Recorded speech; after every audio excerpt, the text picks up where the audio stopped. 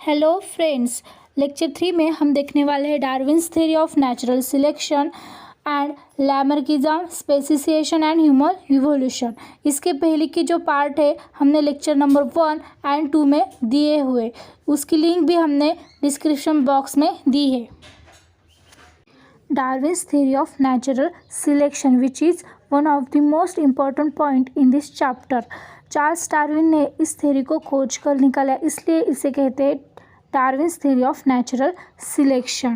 Charles Darwin had collected innumerable specimens of plants and animals, and depending upon the observation of those specimens, he published the theory of natural selection, which purchased the survival of fittest. Means Charles Darwin ने क्या किया? Charles Darwin had collected innumerable specimens of plants and animals. Innumerable means count भी नहीं कर सकते इतने specimen of plants and observation को क्या किया है चार्ल्स डार्विन ने, उसके निर्धार पर theory of natural selection propose की। उसके लिए साइंटिस्ट चार्ल्स डार्विन ने ओरिजिन ऑफ स्पेसिमन बुक को भी पब्लिश किया। For this purpose Darwin's had publish a book titled origin of species. While explaining the concept, इस कंसेप्ट को एक्सप्लेन करते हुए डार्विन ने कहा कि सारे ऑर्गेनिज्म बड़े संख्या में रिप्रोडक्शन करते हैं। While explaining the concept Darwin says that all the organism reproduce prolifically, all the organism compete with each other in the life threatening manner। Also सारे ऑर्गेनिज्म है जीने के लिए क्या करते हैं, एक दूसरे के साथ कॉम्पिटिशन करते हैं, जो कि बहुत डेंजरस भी रहता है। In this competition, only those organisms sustain which show the modification essential for winning the competition। इस competition में वही organism जीते हैं जो और जिसके पास जीने के लिए essential modification रहते हैं। However, besides this, natural selection also plays important role because nature selects only those organisms which are fit to live and rest purchase। उस ऑर्गेनिज्म को जीने के लिए मीन्स नेचर है, नेचर क्या करता है। इसके अलावा नेचर का सिलेक्शन भी बहुत इम्पॉर्टेंट है, क्योंकि नेचर सिर्फ उसी ऑर्गेनिज्म को जीने के लिए चूज़ करता है जो पृथ्वी पर फिट है, और बाकी के स्पेसिमन और ऑर्गेनिज्म मर जाते हैं। Sustaining and selected organism can perform reproduction and thereby give rise to the new species which their own specific character। अब ये सस्टेनिंग मीन्स जो ऑर्गेनिज्म जी रहे हैं वो क्या करते हैं, रिप्रोडक्शन करके अपने जैसे ही कुछ नए स्पेसीज बनाते हैं। Natural theory of Darwin's theory of natural selection काफ़ी समय तक एक्सेप्टेड रही। Means Darwin's theory of natural selection was widely accepted for long duration, but कुछ समय बाद however some objection were raised against the theory. कुछ समय के बाद उस थ्योरी पर कुछ ऑब्जेक्शन आने लगे। कुछ ऑब्जेक्शन है वो नीचे दिए गए हैं, उनमें से कुछ हम यहाँ पर पढ़ते हैं। फर्स्ट ऑब्जेक्शन है, natural selection is not the only factor which responsible for evolution. Natural selection एक ही फैक्टर नहीं है जो कि इवोल्यूशन को और इवोल्यूशन के लिए रिस्पॉन्सिबल होता है। Then second, Darwin did not mention any explanation about useful and useless modification. Darwin ने यूजफुल एंड यूजलेस मॉडिफिकेशन का जिक्र भी कहीं पर नहीं किया है। Then third, there is no explanation about slow changes and abrupt changes. Also Darwin ने स्लोली और एकदम से होने वाले चेंजेस के बारे में भी कोई एक्सप्लेनेशन यहाँ पर नहीं दिया है। देन यहाँ पर चार्ल्स डार्विन का इंट्रोडक्शन दिया है, जो कि आप पढ़ लेना। देन नेक्स्ट थ्योरी है Lamarckism. Scientist John Baptist Lamarck propose this theory, that's why it is known as Lamarckism. Scientist propose that morphological changes occurring in living organisms are responsible for evolution, and the reason behind those morphological changes is activities or laziness of that organism. Lamarck ने अपने theory में कहा है कि morphological के Lamarck proposed that morphological changes, morphological means external characters like color, odor, shape. Okay, morphological changes occurring in living organism are responsible for evolution. Means organism में जो कि मॉर्फोलॉजिकल चेंजेस होने वाला है, जैसे कि कलर, शेप, उस पर और उसके ऊपर इवोल्यूशन डिपेंड होता है. And the reason behind those morphological changes is activities or laziness of that organism. Means morphological changes है वो कहाँ से आते हैं, जो ऑर्गेनिज्म होता है वो कितना एक्टिव है और कितना लेजी है, उससे ही ऑर्गेनिज्म में मॉर्फोलॉजिकल चेंजेस आते हैं. He called this concept as principle of use or disuse of organism. Scientist ने इस कंसेप्ट को कहा है as a principle of use और डिसयूज ऑफ ऑर्गन्स. इसको समझने के लिए यहाँ पर कुछ एग्जाम्पल दिए हैं, लाइक जिराफ. साइंटिस्ट लैमार्क कहते हैं कि जिराफ की नेक पहले के समय में छोटी थी, लेकिन लंबे पेड़ों के पत्ते के लालच में जिराफ ने अपनी नेक को एक्सटेंड किया. Further, he said that the neck of giraffe has become too long due to browsing on leaves or of tall plants by extending their neck for several generations. Similarly, shoulders of the iron smith have become very strong due to frequent hammering movements.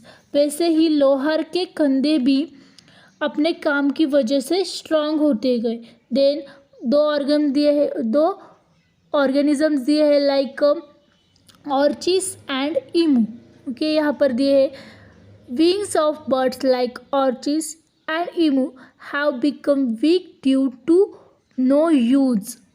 Okay, ostrich और emu की जो पंख थे उसका कोई भी use नहीं था, इसके कारण उनके जो पंख है वो वीक हो गए.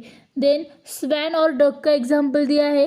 Legs of birds like swan and duck have become useful for swimming due to living in water, and snake have lost their legs by modification in their body for burrowing habit. Swan और duck के पैर पानी में होने के कारण तैरना सीख गए और सांप ने बिल में जाने की अपनी हैबिट की वजह से अपने पैर गंवाए. Then this is called as a theory of inheritance of acquired character or Lamarckism. ये सारे मिलती हुई वैशिष्ट्य की एग्जाम्पल है और ये सारे कैरेक्टर वन जनरेशन से नेक्स्ट जनरेशन में जाते हैं. इसी को हम कहते हैं the theory of inheritance or the acquired character of Lamarckism. Development of organs due to specific activities or their degeneration due to no use at all was widely accepted, but transfer of those characters from one generation to another, means from generation to generation, was rejected. अब development of organs due to specific activities. Okay, organism में activities means वो active भी रहते हैं और lazy भी रहते हैं, इसकी वजह से उनके जो मॉर्फोलॉजिकल कैरेक्टर्स थे वो वहाँ पर हम देखते हैं. ठीक है, development of organs due to specific activities means वो जो ऑर्गन्स थे वो एक्टिव होने की वजह से उनके ऑर्गन में डेवलपमेंट हो गई. मीन्स जो ऑर्गेनिज्म थे वो एक्टिव थे, इसलिए उनके जो ऑर्गन थे उसमें डेवलपमेंट हो गई. लेकिन और there degeneration due to no use. Okay, means उस ऑर्गेनिज्म में लेजीनेस होने के कारण उनके जो ऑर्गन थे वो यूज़ में नहीं रहे. इस अब तक का जो पार्ट है at all was widely accepted. Means ये जो दो लाइन है वो एक्सेप्ट थी, लेकिन but the transfer of those character from generation to generation was rejected. Means organism में जो एक्टिव और लेजी होने के कारण एक्सटर्नल और मॉर्फोलॉजिकल कैरेक्टर आए हैं वो one generation to another generation नहीं जाते। मीन्स जिराफ में अब एक जो कैरेक्टर है मॉर्फोलॉजिकल कैरेक्टर क्या आ गए, उनकी जो नेक थी वो लंबी हो गई। मीन्स बट ये जो कैरेक्टर है वो उनके बेबीज़ में आएगा, ये वहाँ पर फिक्स नहीं था। ठीक है, because it had been verified many times that modification brought in us are not transferred to next generation and thereby Lamarck's theory was disproved। Means जो कैरेक्टर्स ऑर्गेनिज्म में आए हैं वो one generation to next generation में जाते हैं। ये जो लैमर ने कहा था वो वहाँ पर क्या हो गया, डिस्प्रूव हो गया, इसलिए उसकी जो थ्योरी थी वो भी डिस्प्रूव हो गई। The living organisms can transfer the characters which it has acquired to the next generation. This is called ancestry of acquired character. The living organism can transfer the character which it has acquired. Means living organism ने जो characters है वो acquired किए हैं, वो next generation में जाने की जो प्रोसेस है उसे हम कहते हैं ancestry of acquired character। Then next term यहाँ पर हम देखने वाले हैं speciation. Speciation means formation of new species of plants and animals. Okay, इसे हम कहते हैं speciation. Formation of new species of plants and animals is the effect of evolution. Means evolution के वजह से ही प्लांट्स एंड एनिमल्स की new species बनती हैं। Species is the group of organism that can produce fertile individuals through natural reproduction। यहाँ पर species की definition दी है। species क्या है? species is the group of organism। क्या है species? which is a group of organism that can produce fertile individuals। वो क्या करते हैं? group of organism क्या करते हैं? produce the fertile individuals through natural reproduction। means with the help of natural reproduction जो ऑर्गेनिज्म होते हैं वो क्या करते हैं? प्रोड्यूस फर्टाइल इंडिविजुअल, उसे हम कहते हैं species. Species is the group of organism that can produce fertile individuals through natural reproduction which is known as a species.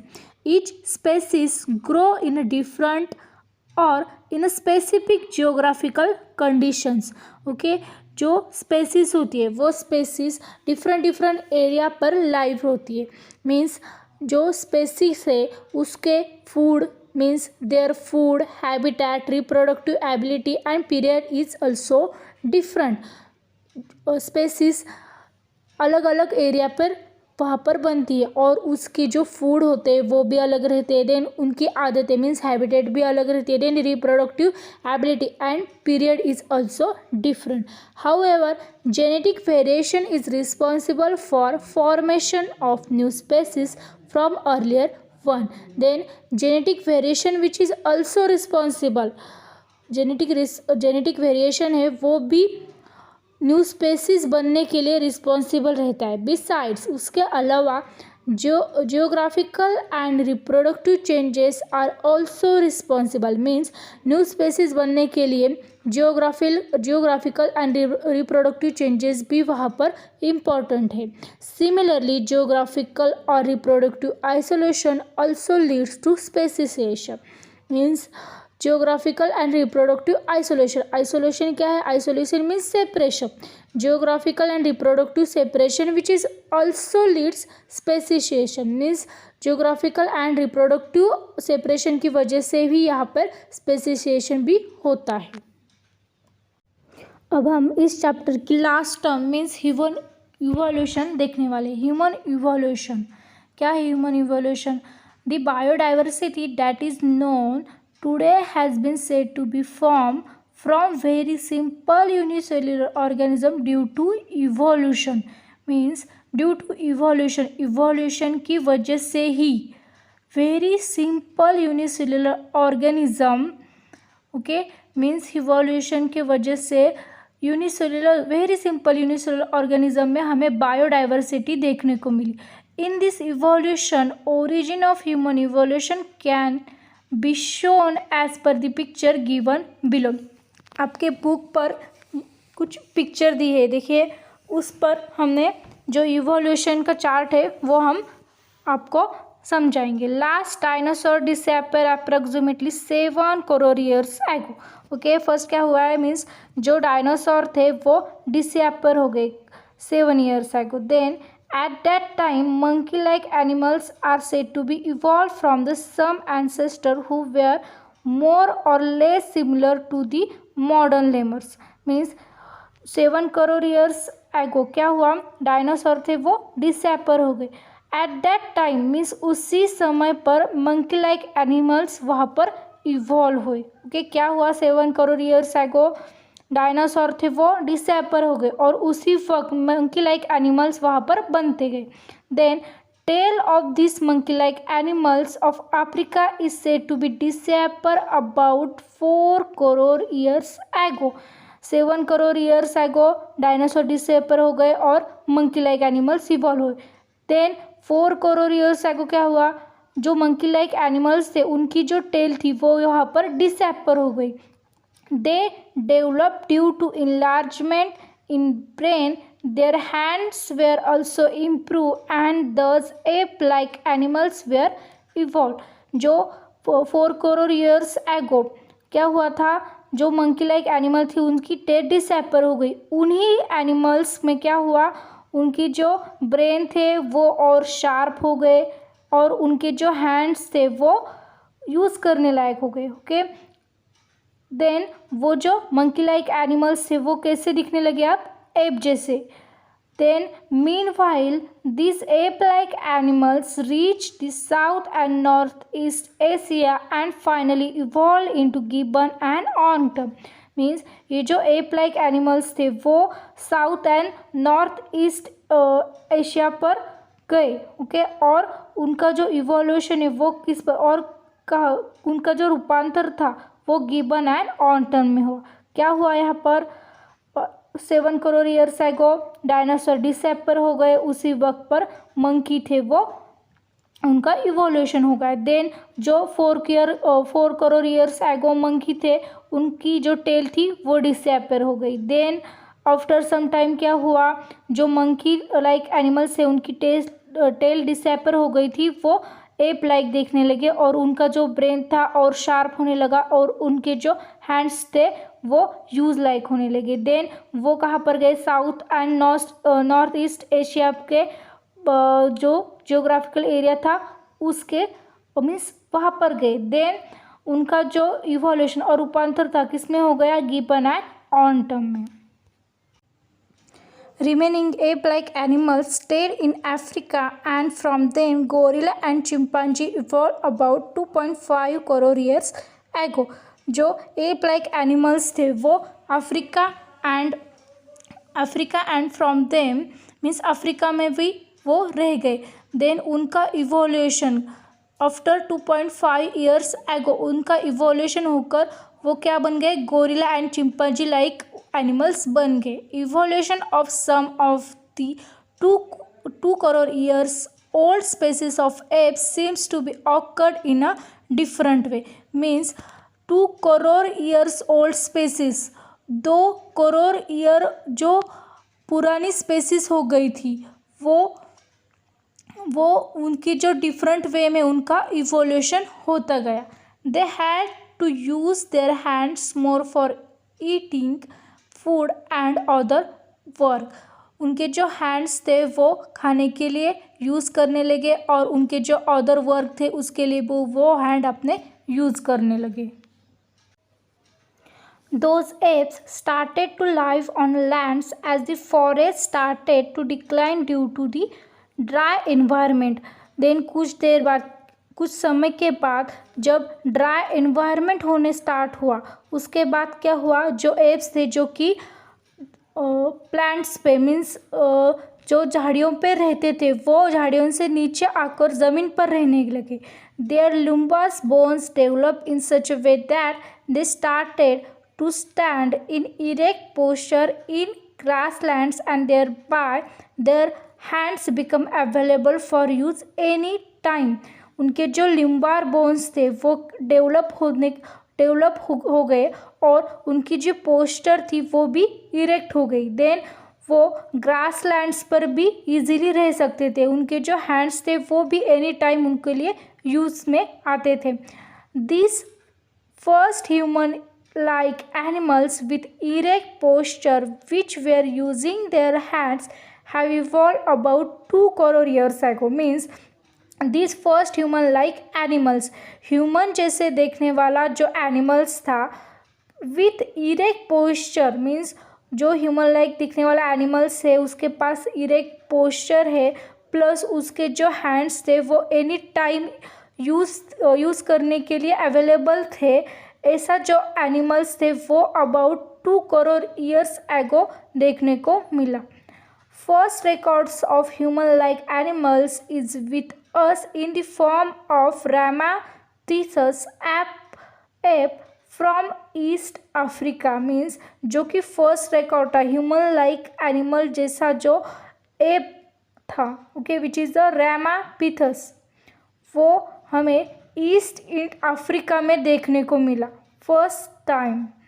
Afterwards this ape grow up in size and become more intelligent and thus the ape of South Africa evolve about 40 lakh years ago. Then उसके बाद जो app थी उनकी size भी increase होने लगी। Then उनके जो ब्रेन थे वो और इंटेलिजेंट होने लगे और ये जो The ape of South Africa evolved about 40 lakh years ago। means जो एप थे वो इवोल्यूशन में आ गए कब? 40 years ago। The morphology of these human-like animals started to appear like to be the member of the genus Homo about 20 lakh years ago and the scale human develop. 20 lakh साल से पहले human जैसे देखने वाले animals का shape होमो इस genus की तरह देखने को मिला। About 50 lakh years ago human walking with erect posture was evolve. 15 lakh साल से पहले इरेक्ट पोजीशन में चलने वाला मानव देखने को मिला। Then it may have existed in China and Indonesia of Asian continent. मानव एशिया, चीन, मीन्स इरेक्ट पोजीशन में देखने वाला जो मानव है वो एशिया, चीन एंड इंडोनेशिया में शायद देखने को मिला होगा। Evolution of upright man continued in the direction of developing its brain for the period of about 1 lakh years and meanwhile it discovered the fire। 1 lakh साल तक इरेक्ट पोस्चर में चलने वाले मानव का ब्रेन बड़े होने की दिशा में उसकी डेवलपमेंट होती गई और उसने फायर यानी अग्नि की यूज़ का जो खोज था और अग्नि का यूज़ किस में होता है वो खोज कर निकाला। Then about 50,000 years old man had been sufficiently evolved to extent that it could be considered as member of the class wise man। 50,000 साल के पहले के मानव का ब्रेन काफ़ी हद तक डेवलप हुआ था और वह होमो स्पीशीज का सदस्य हो गया था। Then Neanderthal man can considered as the first example of wise man। The Cro-Magnon man evolved about 50,000 years ago and afterwards this evolution had been faster than the earlier। 50,000 साल से पहले को क्रो-मैग्नन मैन इवॉल्व हुआ और ये जो evolution था वो काफ़ी हद तक फास्ट हुआ। About 10,000 years ago, wise man started to practice the agriculture। 10,000 साल के पहले मानव खेती करने लगा। It started to rear the cattle herds and establish the cities। वह एनिमल्स पालने लगा और उसने सिटीज़ भी डेवलप की। Then cultural development took place। Then culture भी डेवलप होने लगा। Art of writing was invented about 5000 years ago. 5000 साल से पहले लिखने की कला का खोज हुआ। And this history had been started. Then history की स्टार्ट हुई। Then modern science emerge about 400 years ago and industrial society was established about 200 years ago. ते मॉडर्न साइंस तो जो था, modern science emerge about 400 years ago means 400 साल के पहले modern science establish हुआ। And industrial society was establish about 200 years ago और 200 year साल के पहले औद्योगिकरण स्टार्ट हुआ। And now we have reach at this stage. अब हम यहाँ तक आ गए। And still we searching the details of roots of human ancestry means अभी तक हम ह्यूमन हिस्ट्री के बारे में सर्च कर रहे हैं। इस तरह से हेरिडिटी एंड इवोल्यूशन जो चैप्टर है वो हमारे यहाँ पर कंप्लीट होता है और उसके आगे का जो पार्ट है मीन्स एक्सरसाइज वो हम लेक्चर नंबर 4 में देखेंगे। Thank you.